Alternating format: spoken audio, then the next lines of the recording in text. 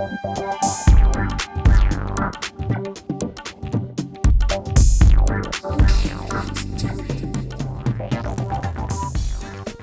Penelitian Limnologi Lembaga Ilmu Pengetahuan Indonesia yang bernaung di bawah Deputi Ilmu Pengetahuan Kebumian IPK merupakan sebuah pusat penelitian yang kini sedang mengembangkan keberadaan fitoplankton di perairan darat yang kemudian akan diaplikasikan menjadi sebuah budidaya pertanian yang melibatkan spesies alga atau disebut juga dengan alga kultur.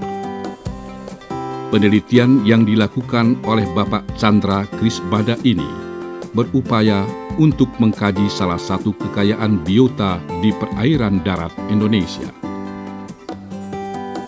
Komersialisasi dan budidaya dari alga kultur ini dapat menghasilkan produksi bahan makanan, pupuk, bioplastik, pewarna, bahan baku kimia, farmasi, dan bahan bakar ganggang, dan juga dapat digunakan sebagai alat pengendalian pencemaran.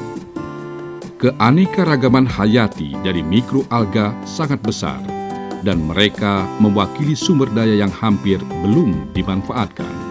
Fitoplankton sendiri berasal dari bahasa Yunani yang berarti tanaman pengembara yang sangat mempresentasikan fitoplankton itu sendiri. Sebagian besar fitoplankton terlalu kecil untuk dapat dilihat dengan mata telanjang. Namun, ketika hadir dalam jumlah cukup tinggi, mereka dapat muncul sebagai warna hijau air karena keberadaan klorofil dalam sel mereka, walaupun warna yang muncul dapat bervariasi tergantung dari tingkat klorofil dan pigmen.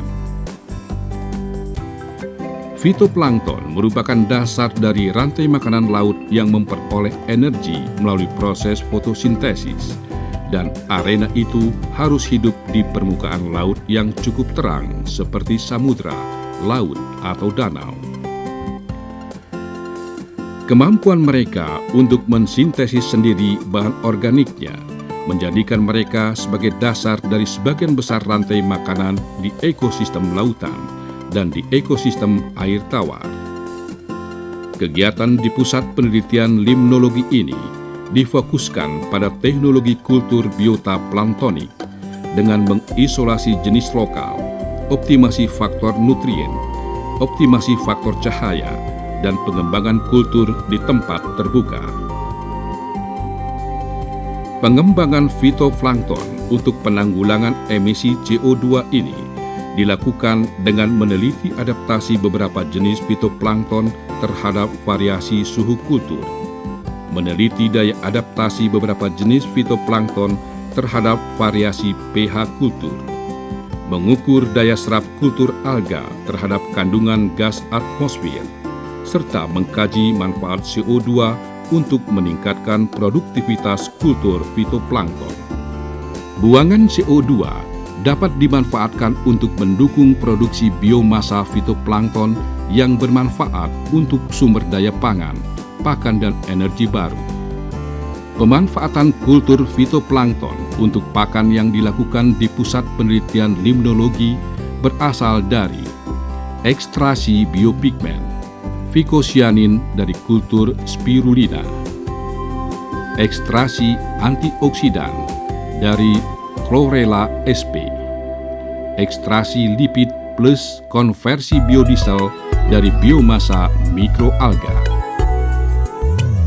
Beberapa permasalahan yang menghambat penggunaan fitoplankton dewasa ini diantaranya adalah turunnya derajat keasaman pada konsentrasi karbon dioksida tinggi, suhu buangan gas karbon dioksida beserta gas nitrogen dan sulfur menghambat pertumbuhan fitoplankton.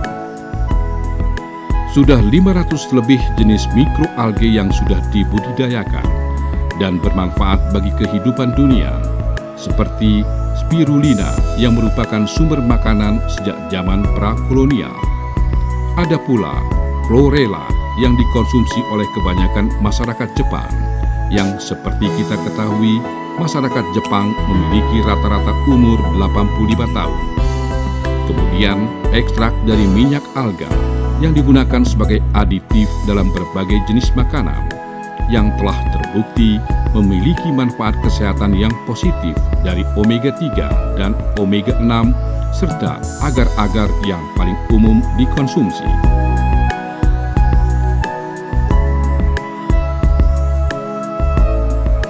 Fitoplankton sebenarnya memiliki potensi yang tinggi, baik sebagai organisme yang mereduksi pencemaran CO2 maupun sebagai bahan baku pangan, pakan, energi alternatif dan bahan kimia lainnya.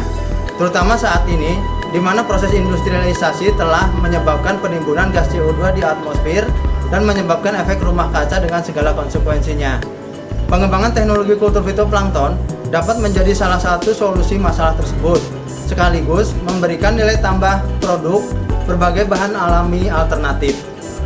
Dengan mempertimbangkan bahwa Negara Kesatuan Republik Indonesia yang adalah negara kepulauan yang memiliki perairan dan kekayaan hayati yang melimpah, dengan didukung kemajuan teknologi yang dewasa ini kian pesat, serta kemampuan para peneliti dari pemuda-pemudi Indonesia, agaknya tidak berlebihan apabila kita memiliki harapan yang cukup besar dengan berbagai macam jenis produk bahan makanan yang berasal dari sumber hayati, dengan manfaat nutrisi yang sangat bermanfaat bagi kehidupan manusia.